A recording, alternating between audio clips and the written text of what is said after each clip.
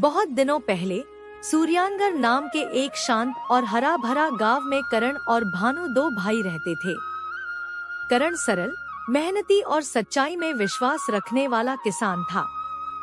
भानु बड़ा भाई था, चालाक, अभिमानी और लालच से भरा हुआ। भानु गांव का मुखिया भी था। लोगों के सामने वह सज्जन दिखता, पर भीतर से उसकी सोच सांप की तरह सांपली थी।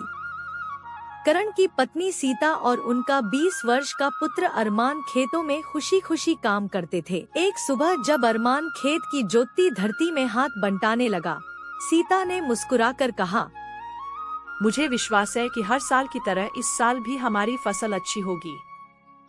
अरमान गर्व से बोला, हाँ, तुम सही कहती हो। इस साल फसल तो अच्छी होगी ही। हमारे अरमान ने बड़े मन से मदद की है। पिताजी, मेरी समझ में नहीं आता कि दादाजी ने अपनी संपत्ति का 90% हिस्सा ताऊ जी को क्यों दे दिया। बेटा, ताऊ लालची थे, उन्होंने बंटवारे में सब हड़प लिया। अगर ऐसा है तो आपने उन्हें कुछ क्यों नहीं कहा? मैंने लड़ना नहीं चाहा, इसलिए चुप रहा। क्योंकि लड़ाई और हिंसा में विश्वास नहीं करता बेटा। सच्चाई कभी कभी चुप रहने में भी छुपी होती है। वाह वाह अर्जुन, तुम्हें देखकर कभी कभी शर्माती है। तुम्हारी औकात दो कौड़ी की नहीं।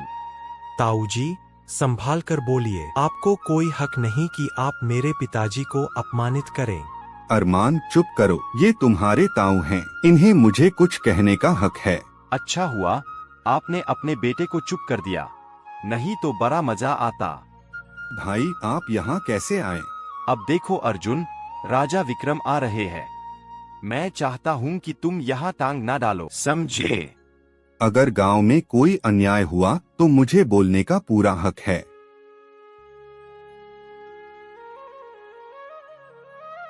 मुखिया जी, आप अपने छोटे भाई को क्यों ठीक से समझाते नहीं?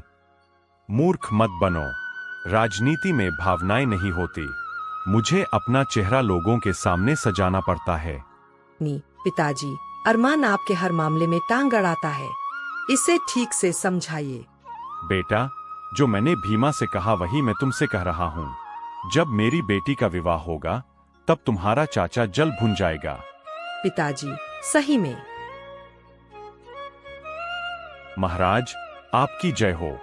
आप मेरी हवेली में आकर गांव में मेरा रुतबा बढ़ा रहे हैं। आदित्य, भानु, मुझे पता है कि अगर गांव वालों को सब पता चल गया तो वे कोई काम नहीं करेंगे, पर मेरे पास उपाय है। उपाय क्या है महाराज? गांव वालों को उम्मीद दो और गुलामी की तरह मेहनत कराओ। उम्मीद इंसान से सब करवा लेती है। हाँ हाँ, यह तो मेरे लिए सोने पर सुहागा है। सभी लोग सुनो, महाराज चाहते थे कि सुरंग बन जाए। इसके बदले तुम्हें और भी लाभ मिलेगा। शांत रहो, यह अवसर तुम्हारे जीवन बदल देगा। काम करो और आने वाले समय में तुम आराम से जीवन जियोगे। भानु जी, आप उन्हें झूठी उम्मीद में गुलाम बना रहे हैं। क्या आप राजा ने धोखा दे दिया? भानु, बस यहाँ की बातें छोड़ो।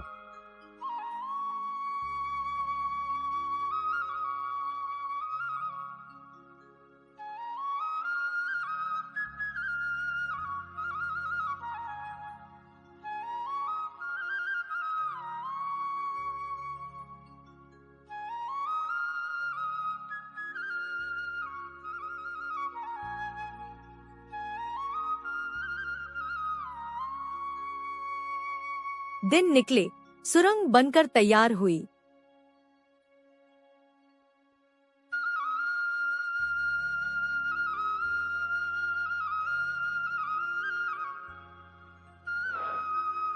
सभी लोग सुनो, तुम्हें एक महत्वपूर्ण काम और करना है।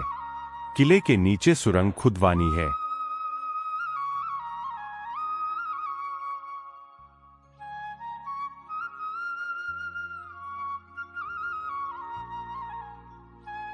दिन निकले, सुरंग बनकर तैयार हुई।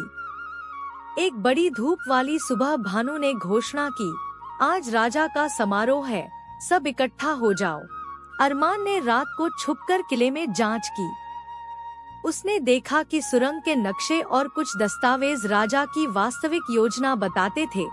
सुरक्षा उठा लिया और गांव लौट आया। समारोह के दिन जब पूरा दरबार तालियों से गूंज रहा था, अरमान ने हिम्मत करके उनका ध्यान अपनी ओर खींचा।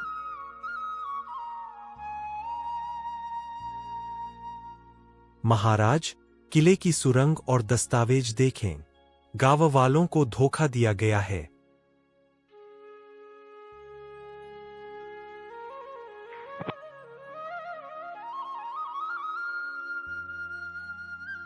यह क्या है? यह योजना तो केवल युद्ध और भागने के लिए बनाई गई थी। मेरे राज्य में धोखा नहीं चलेगा। इसका जिम्मेदार सबको सजा मिलेगी। राजा वीरेंद्र, जो एक चालाक शासन चलाता था, जनता के दबाव में आरोपों के घेरे में घिरा और उसे सजा मिली। न केवल भानु बल्कि मंत्री चतुर भी सजा के भागी बने। राजकुमार वीर ने गांव वालों से माफी मांगी। इस कहानी में सच्चाई और लालच की जंग है।